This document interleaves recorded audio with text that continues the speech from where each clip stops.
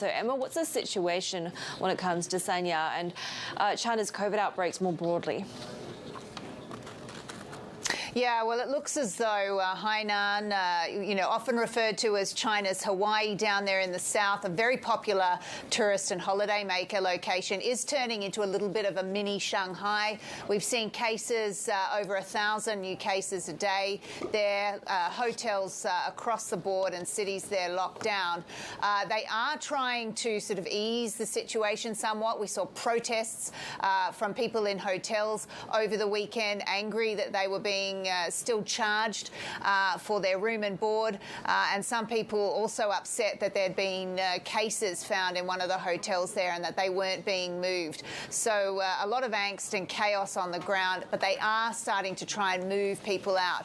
Now, the only people that can leave are those where there hasn't been a case for 7 days in their building or hotel, and once they get back to wherever they're from, they do have to do 3 days health monitoring.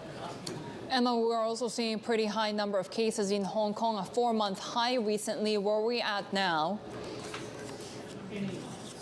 Yeah, I mean, we're over 4,000 cases a day in Hong Kong, but a very different stance compared to mainland China. Even though Hong Kong, is ostensibly still targeting dynamic zero, one of the names that Beijing gives for what it's doing with COVID right now, there definitely is a higher level of comfort with a low level of cases, in this case in Hong Kong, and still sort of trying to seal off the border somewhat with the new east quarantine rules. But what they're really looking for there is the hospitalisation rate and, of course, deaths, which has been picking up, but not to the point where it's pressuring hospitals quite just yet.